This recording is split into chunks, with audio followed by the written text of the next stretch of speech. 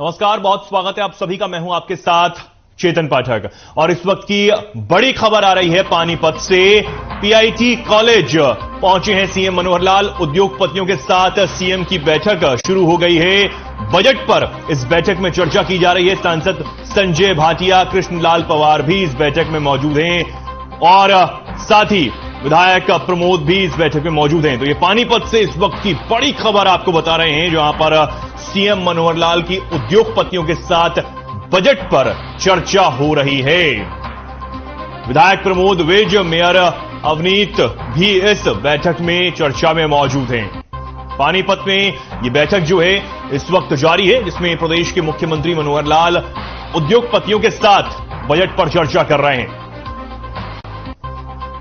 विधायक प्रमोद विज भी इस बैठक में मौजूद हैं और यह बड़ी खबर पानीपत से। ये तस्वीरें आप देख सकते हैं। बैठक के लिए यहां पर प्रदेश के मुख्यमंत्री मनोहर लाल पहुंचे और अब यह बैठक जो है वो शुरू हो गई है। पानीपत में इस बैठक का आयोजन यहां पर किया गया है।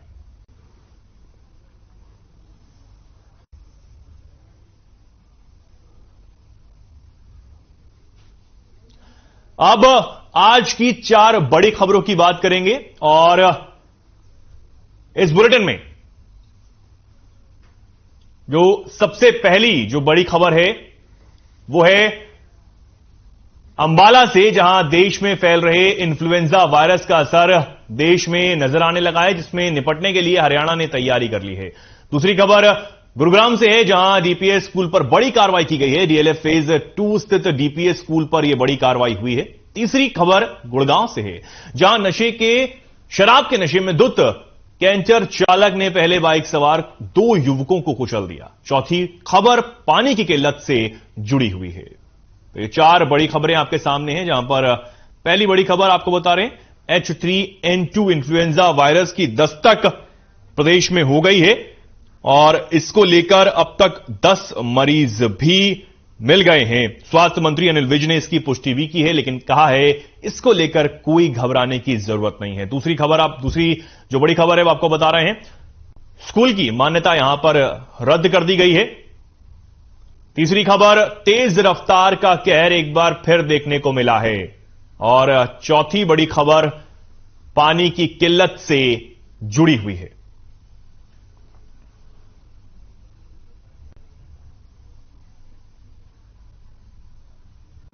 तो ये 4 बड़ी खबरों की बात आज हम करने वाले हैं। तो पहली खबर की बात कर लेते हैं। देश में फैल रहे H3N2 इन्फ्लुएंजा वायरस का असर अब प्रदेश में भी नजर आने लगा है, जिससे निपटने के लिए हरियाणा ने तैयारी कर ली है। इस दौरान हरियाणा के स्वास्थ्य मंत्री अनिल विज ने कहा है कि हरियाणा में अभी टोटल 10 केस मिल चुके हैं। हरियाणा के जींद में इस वायरस से डेथ भी हुई है।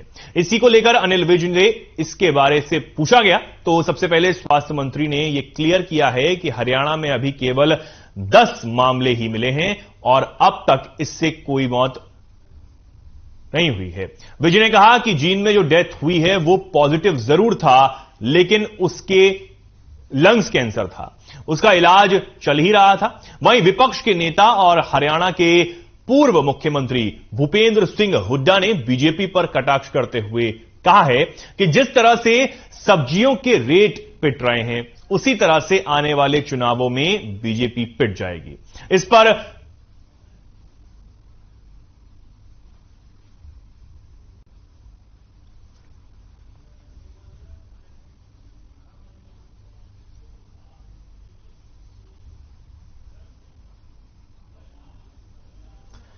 पर विज ने भी चुटकी लेते हुए कहा कि जब से हुड्डा साहब के हाथ से सत्ता गई है, तब से वो ही पिट गए हैं और उन्हें हर जगह पिटता हुआ ही नजर आता है।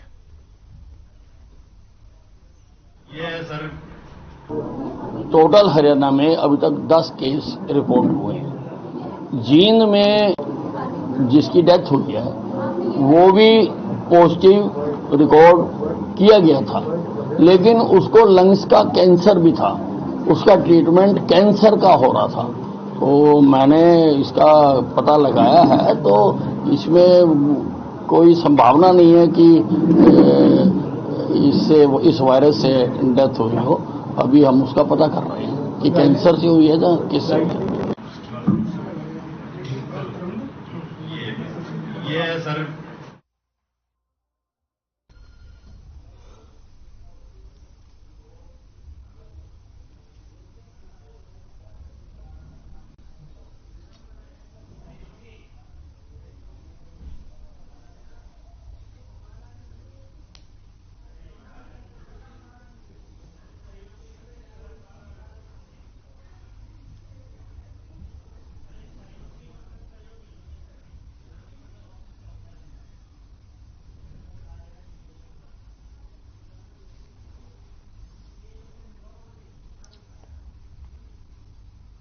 तो अब इस खबर पर ज्यादा जानकारी के लिए हमारे साथ हमारे सहयोगी ऋषभ राय जुड़े हैं। ऋषभ, प्रदेश में अब इस वायरस की दस्तक हो गई है, कितना बड़ा खतरा ये माना जाए?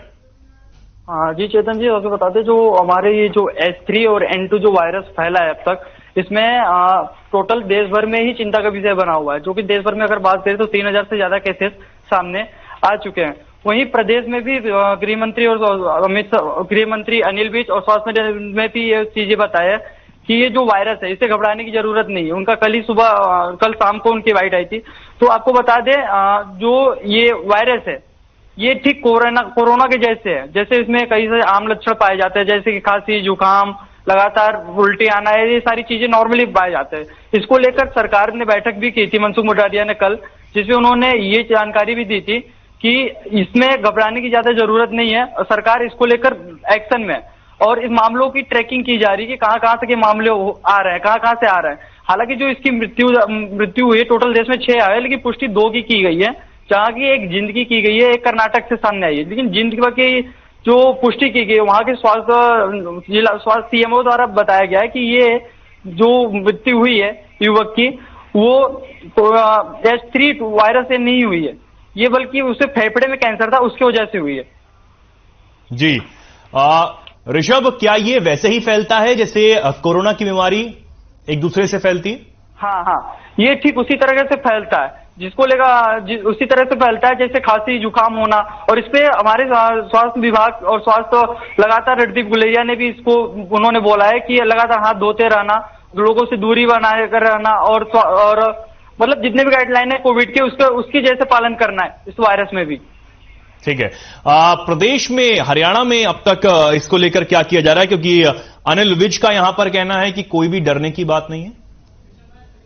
प्रदेश में सरकार इसको लेकर एक्शन में है और सतर्क भी है। लोगों को बार बार समझाया जा रहा है और बताया जा रहा है कि वायरस जो है कोरोना के जैसा है, लेकिन इनसे डरने की जरूरत नहीं है, नॉर्मल है, जैसे खांसी बुखार ये हर बार। और सबसे बड़ी बात इस वायरस में ये है कि ये म्यूटेट होता रहता है, वायरस बदलता रहता है। जी, यानी कि इसके और भी जो अलग अलग फेजेस हैं वो देखने को मिल सकते हैं उसके अलग। और इसमें आपको बताते जो ये जिंद में आया था मामला, इसमें ना जिंद के जो जिले का रहने वाला जो युवक था उसकी जो मृत्यु हुई है वो फेफड़े में कैंसर था। ठीक है। और जी ऋषभ, बहुत धन्यवाद आपका हमारे साथ जुड़ने के लिए और जानकारी साझा करने के लिए।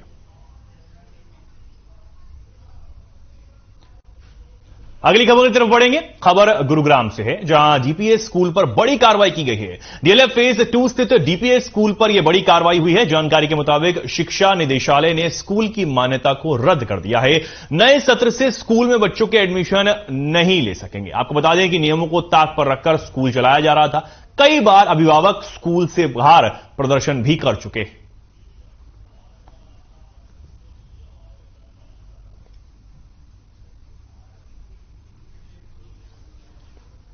और यहां पर डीपीएस स्कूल पर बड़ी कार्रवाई देखने को मिली है। डीएलएफ फेज 2 में यह बड़ी कार्रवाई हुई है। शिक्षा निदेशालय ने स्कूल की मान्यता को रद्द कर दिया है। बताया जा रहा है कि इससे पहले कई बार जो अभिभावक हैं वो स्कूल के बाहर प्रदर्शन भी कर चुके हैं। तो यह बड़ी कार्रवाई यहां पर शिक्षा निदेशालय की तरफ से डीपीएस स्कूल पर की गई है और स्कूल की मान्यता को रद्द कर दिया गया है।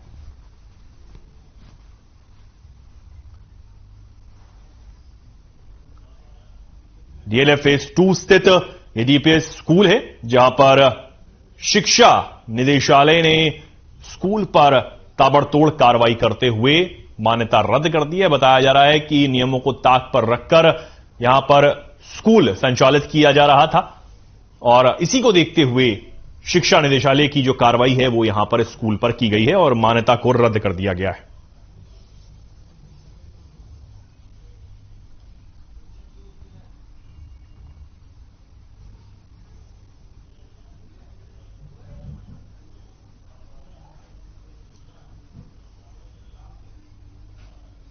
और इस खबर पर ज्यादा जानकारी के लिए हमारे साथ हमारी संवाददाता गुंजन जोशी जुड़ी हैं। गुंजन, ये जो कार्रवाई हुई है ये क्यों हुई है? जी देखिए, ये जो कार्यवाही है ये डीपीएस स्कूल पर हुई है। साथ ही देखिए मैं बता दूं कि जो ये स्कूल है ये बिना मान्यता के चल रहा था। गुरुग्राम में जो स्कूल की 4 से 5 ब्रांचें हैं, लेकिन इनमें से सिर्फ 2 ऐसी ब्रांच है जिन्हें मान्यता मिली हुई है। बाकी जितनी भी ब्रांच है वो बिना मान्यता के जो है चल रही है। साथ ही देखिए गुरुग्राम के बड़े स्कूलों में से एक स्कूल है, काफी संख्या में यहाँ बच्चे आते हैं, लेकिन बिना मान्यता लिए ये स्कूल चल रहा है। देखिए ये कहीं ना कहीं एक बड़ी बात है। ऐसे स्कूलों पर कार्यवाही की पहले भी बात की गई थी। मैंने गुरुग्राम के डीसी से जब इस बारे में बात की थी तो उन्होंने अपने बयान में बार बार ये कहा था कि ऐसे जितने भी स्कूल हैं गुरुग्राम में उन पर कड़ी कार्यवाही की जाएगी। और अभी देखिए ये शिक्षा विभाग की बड़ी कार्यवाही गुरुग्राम में देखने को मिली है कि इस स्कूल की मान्यता नहीं होने के चलते अब देखिए इस स्कूल पर कार्यवाही की गई है। वहीं देखिए ये आज ही की बात है, आज ये कार्यवाही की गई है। फिलहाल जो है स्कूल के प्रिंसिपल जो है उनसे लगातार बात की जा रही है। शिक्षा विभाग लगातार जो डॉक्यूमेंट्स है स्कूल के वो देख रहा है और आगे जांच पड़ताल कर रहा है। सामने देखिए फिलहाल अभी कुछ साफ तौर पर सामने नहीं आया है और ना ही देखिए स्कूल की तरफ से कोई बयान जारी किया गया है। हालांकि शिक्षा विभाग की तरफ से भी सिर्फ इतना ही कहा गया है कि ऐसे स्कूलों पर कड़ी कार्यवाही की जा रही है और आगे भी कार्यवाही की जाएगी और इसी कड़ी में इस स्कूल पर ये कार्यवाही की गई है। जी गुंजन, ये बताया गया कि जो अभिभावक हैं वो लगातार स्कूल के बाहर प्रदर्शन भी कर रहे थे, तो उसका कारण भी क्या यही है?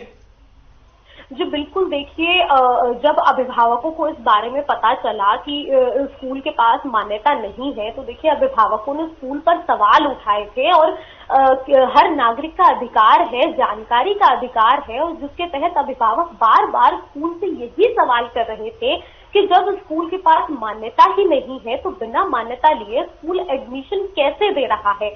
और एडमिशन देने के बाद जब अभिभावक स्कूल से लगातार सवाल कर रहे थे तो स्कूल प्रशासन की तरफ से अभिभावकों को टाला जा रहा था, जिसके चलते देखिए स्कूल के कई अभिभावकों ने स्कूल के बाहर धरना प्रदर्शन भी किया। देखिए लगातार मांग उठती आई है, कई लोग ऐसे स्कूलों के खिलाफ आरटीआई लगा चुके हैं, लगातार शिक्षा विभाग में कंप्लेंट दाखिल कर चुके हैं। और देखिए कोई नई बात नहीं है, गुरुग्राम की हम बात कर रहे हैं, साइबर सिटी में मैं इस वक्त खड़ी हूँ और यहाँ ऐसे हजारों ऐसे स्कूल हैं जो आज से बिना मान्यता लिए चल रहे हैं और काफी समय से स्कूल चल रहे हैं, काफी संख्या में बच्चे इन स्कूलों में आते हैं। और देखिए छोटे मोटे स्कूल की मैं बात नहीं कर रही, गुरुग्राम के बड़े स्कूलों में ये स्कूल गिना जाता है और ऐसे में अभिभावकों को लगातार धरना प्रदर्शन यहाँ चल रहा था। जब हमने यहाँ के विद्यार्थियों से, स्टूडेंट से बात की तब उनका यही बार बार कहना था कि जब उन्होंने एडमिशन लिया तब उन्हें यही कहा गया कि ये स्कूल सीबीएसई मान्यता के दायरे में आता है, लेकिन बाद में जब वो एग्जाम देने के लिए दूसरे स्कूल में जाते हैं और जब उनका सर्टिफिकेट दूसरे स्कूल के नाम से आया तब उन्हें पता चला कि इस स्कूल के पास ऐसी कोई मान्यता नहीं है, जिसके चलते लगातार अभिभावक स्कूल में कंप्लेंट दर्ज करा चुके थे और कंप्लेंट दर्ज कराने के बाद जब कोई कार्यवाही नहीं हुई तो अभिभावकों ने धरना प्रदर्शन दिया। जी गुंजन, लगातार ये जो कार्रवाई यहां पर आखिर अब तो कर दी गई है, लेकिन इससे पहले कार्रवाई नहीं हुई? जी बिल्कुल, देखिए इससे पहले कोई हमें ऐसी कार्यवाही देखने को नहीं मिली है। ये काफी बड़ा स्कूल है गुरुग्राम में, जैसे कि मैंने पहले भी बताया इसकी 5 से 6 ब्रांच गुरुग्राम में खुली हुई है और बिना मान्यता लिए देखिए हजारों की संख्या में बच्चे यहाँ पढ़ते हैं, लेकिन उसके बाद भी शिक्षा विभाग की कोई कार्यवाही नहीं होना देखिए शिक्षा विभाग पर सवाल जरूर खड़े करता है। और सिर्फ यही स्कूल नहीं, गुरुग्राम में ऐसे हजारों स्कूल हैं जो आज भी बिना मान्यता लिए जो है अधड़ल्ले से अपना शिक्षा का व्यापार चला रहे हैं, लेकिन शिक्षा विभाग उन पर कोई सख्त कार्यवाही नहीं करता। देखिए, ये पहली शिक्षा विभाग की यहाँ ऐसी कार्यवाही देखने को मिली है। इससे पहले अगर मैं बात करूं तो ऐसी गुरुग्राम में कोई कार्यवाही देखने को नहीं मिली, लेकिन जिस तरह अब शिक्षा विभाग सख्त रुख अपना रहा है, उसे देखते हुए देखिए साफ लग रहा है कि कहीं ना कहीं अब शिक्षा विभाग गुरुग्राम के जितने भी स्कूल हैं उन पर सख्ती जरूर बरतेगा। जी ठीक है, लेकिन गुंजन, इससे बच्चों का भी तो काफी लॉस हुआ ही होगा। जी बिल्कुल, देखिए इससे स्टूडेंट्स का काफी लॉस हुआ है, क्योंकि अभी देखिए परीक्षाएं चल रही हैं और ऐसे में अब इस स्कूल पर शिक्षा विभाग की कड़ी कार्यवाही हुई है। हालांकि देखिए शिक्षा विभाग ने विद्यार्थियों जितने भी स्टूडेंट्स हैं उन सबका ध्यान रखते हुए उनकी परीक्षाओं को किसी भी तरह की कोई बाधा ना पहुंचे, उन बच्चों की एग्जाम में किसी भी तरह की कोई दिक्कत ना हो, उसका पूरा इंतजाम जो है शिक्षा विभाग ने किया है और उनके एग्जाम सुचारू रूप से चलेंगे। लेकिन देखिए जो दूसरी क्लासेस के बच्चे हैं जो उस स्कूल में रेगुलर आते हैं, कहीं ना कहीं देखिए उनकी शिक्षा पर जरूर असर पड़ेगा, क्योंकि वो एडमिशन ले चुके हैं, फीस बकाया जमा करा चुके हैं और अब पढ़ाई कर रहे हैं। ऐसे में अब इस स्कूल पर कड़ी कार्यवाही हुई है तो अब देखिए बच्चों के मन में कहीं ना कहीं यही संशय है कि आखिर वो अब कहाँ जाएंगे, क्योंकि देखिए बीच में पढ़ाई छूट चुकी है और एग्जाम चल रहे हैं। हालांकि शिक्षा विभाग ने इसकी तरफ से पूरी तैयारियां की है। जब शिक्षा विभाग के अधिकारियों से बात की गई तो उनका यही कहना था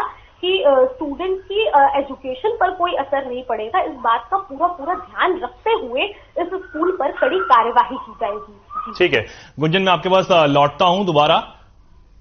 जी, तो अब अगली खबर की बात करेंगे। खबर गुड़गांव से है, जहां एक कैंटर का कहर देखने को मिला है। शराब के नशे में धुत कैंटर चालक ने पहले बाइक सवार 2 युवकों को कुचल दिया और फरार हो गया। बाद में आरोपी ने 2 गाड़ियों को टक्कर मार दी। आरोपी अपने कैंटर को पहले दिल्ली से जयपुर की तरफ भागते हुए ले गया, लेकिन खेड़की दौला के पास कैंटर चालक ने खुद को फंसते देख वापस दिल्ली की तरफ यू टर्न ले लिया। वहीं सूचना मिलने के बाद पुलिस ने राजीव चौक पर इस कैंटर चालक को काबू कर लिया, जिसके बाद पुलिस ने आरोपी को तुरंत गिरफ्तार किया और मामले की कार्रवाई शुरू कर दी।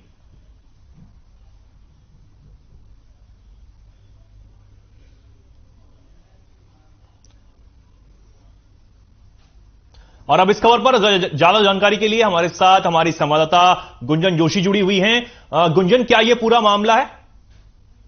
जी देखिए, ये पूरा मामला जो है ये गुरुग्राम का है, जहां ये कैंटर चालक जो है शराब के नशे में कैंटर चला रहा था। वहीं देखिए शराब के नशे में ये था और इसमें शराब के नशे में जो है बाइक को टक्कर मार दी, जिससे 2 लोगों की मौके पर ही मौत हो गई। जिसके बाद जब पुलिस को इसकी सूचना मिली तो पुलिस ने इसकी सूचना के तहत जो है कार्यवाही शुरू की। साथ ही देखिए कुछ लोगों ने शिकायत दर्ज कराई थी और जब ये एक्सीडेंट हुआ तो वहां खड़े कुछ लोगों ने इस कैंटर का नंबर नोट किया था, जो नंबर उन्होंने पुलिस को दिया। पुलिस ने जब कार्यवाही की तो इसने भागने की बहुत कोशिश की, लेकिन राजीव चौक के पास ये पकड़ा गया है। देखिए पुलिस की बड़ी कार्यवाही ये सामने आ रही है, क्योंकि जिस तरह शराब के नशे में ये कैंटर चालक जो है कैंटर चला रहा था और देखिए मौके पर ही 2 लोगों की मौत हो गई, तो ये एक बड़ी बात सामने आई है। साथ ही देखिए बार बार ड्रिंक एंड ड्राइव के ऐसे केसेस जो है, एक्सीडेंट के केसेस जो है गुरुग्राम में लगातार सामने आ रहे हैं। हालांकि पुलिस जो है ऐसे केसेस पर काबू पाने के लिए लगातार कार्यवाही कर रही है। आए दिन हमें देखने को मिलता है कि पुलिस ऐसे अपराधियों को पकड़ती है और आगे की जो कानूनी कार्यवाही है वो पूरी करती है, लेकिन उसके बाद भी देखिए जिस तरह से लगातार जो है ऐसे अपराध बढ़ते जा रहे हैं, वो कहीं ना कहीं देखिए सुरक्षा पर सवाल खड़े कर रहे हैं। हाईवे पे रूट है और देखिए 2 लोगों की मौके पर ही मौत हो जाना, और जो दोनों लोग हैं वो उत्तर प्रदेश के बताए जा रहे हैं।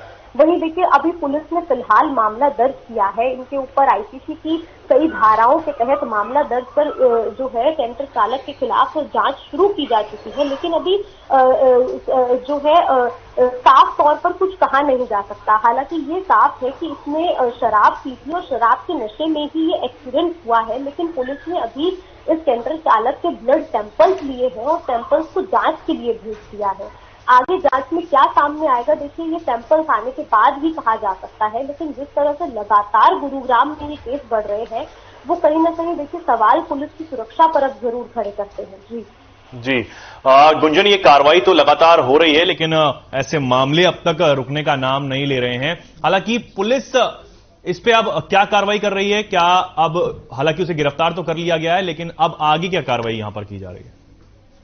तो देखिए, गुरुग्राम की अगर मैं बात करूं तो साइबर सिटी गुरुग्राम में लगातार ऐसे मामले सामने आ रहे हैं। आप देखेंगे इससे पहले भी ऐसे कई मामले सामने आए हैं और आए दिन सड़क हादसों की ये खबरें सामने आती है। लोग शराब के नशे में गाड़ी चलाते हैं और फिर एक्सीडेंट होते हैं और सड़कों पर मौत की घटनाएं सामने आती है।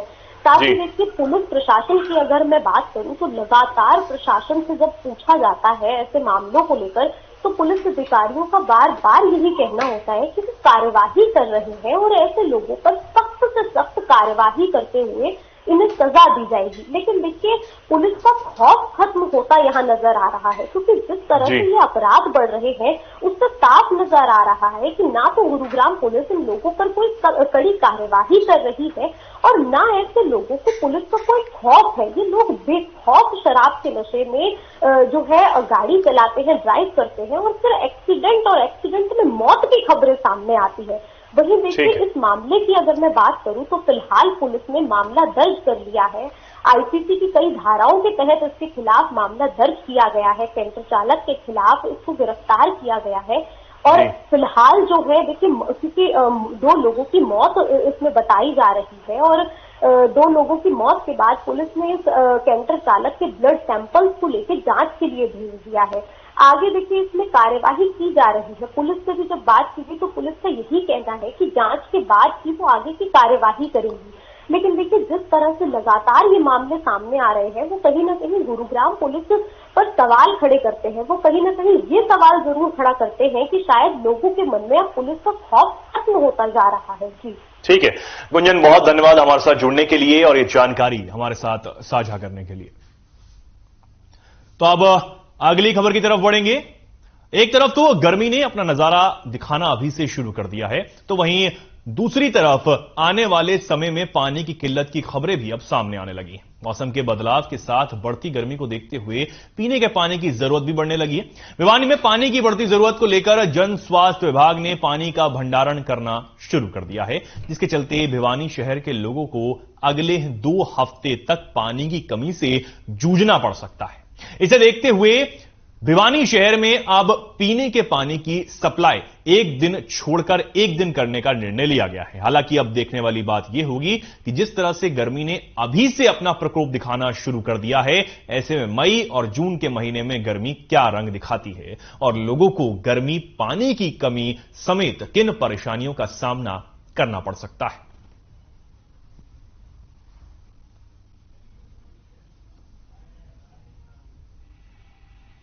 देखो, मेरा तो सिर्फ यही कहना है कि जन स्वास्थ्य विभाग ने ये जो राशनिंग वाली जो व्यवस्था बनाई है, हो सकता है कि उनके दिमाग में किस बात का ख्याल हो, लेकिन आम नागरिक के नाते एक बात मैं आपसे अपील करना चाहूंगा कि स्वास्थ्य विभाग को देखना चाहिए कि अगर पानी की अगर कमी है तो उसके लिए बहुत सी जिम्मेदार हैं अवैध कनेक्शन, उनके ऊपर भी कार्रवाई करनी चाहिए।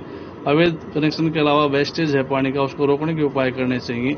और साथ साथ में, क्योंकि अभी सीजन सर्दी से हम गर्मी की ओर बढ़ रहे हैं और गर्मी में जिस प्रकार से त्राई होती है, मैं मानता हूं डिपार्टमेंट ने शायद इसके मद्देनजर फैसला लिया हो, लेकिन इसके लिए सबसे उत्तम व्यवस्था यही है कि आप मॉनिटरिंग करवाएं कर्मचारियों से और इलीगल कनेक्शन भिवानी में या आसपास में कितने हैं उनकी भी जांच जरूर करें।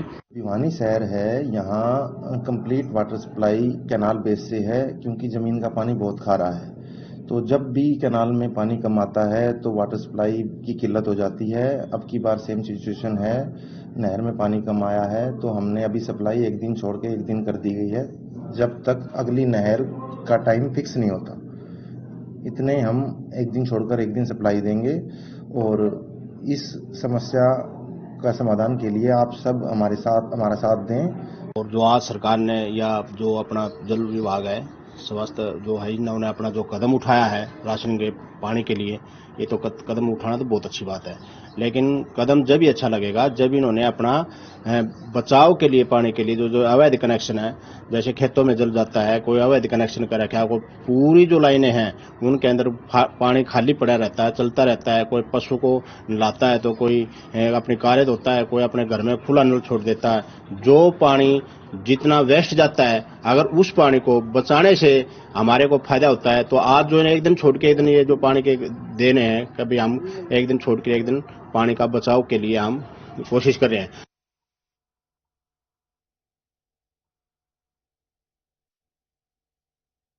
यहां पर 2 हफ्ते जो पानी की किल्लत है लोगों को झेलनी पड़ सकती है। हालांकि गर्मी का जो प्रकोप है अभी से देखने को मिल रहा है, लेकिन विभाग पानी का भंडारण कर रहा है, जिस वजह से 2 हफ्तों तक पानी की परेशानी लोगों को हो सकती है।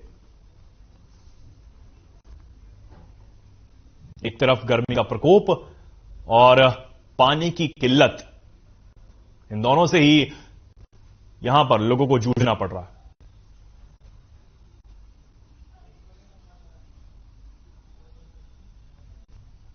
और इस खबर पर ज्यादा जानकारी के लिए हमारे साथ हमारे संवाददाता दीपक जुड़े हैं फोन लाइन पर। दीपक, एक तरफ गर्मी का प्रकोप जारी है और दूसरी तरफ पानी की किल्लत भी लोगों को हो रही है, क्या कुछ प्रशासन कह रहा है?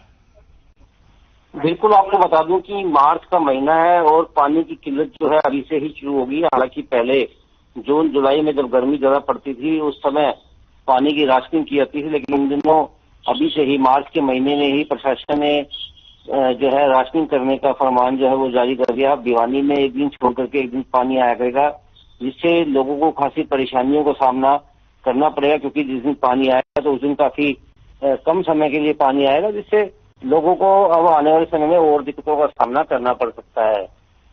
ठीक है, बहुत धन्यवाद आपका दीपक हमारे साथ जुड़ने के लिए और ये जानकारी साझा करने के लिए। तो फिलहाल के लिए खबरों में इतना ही। नमस्कार।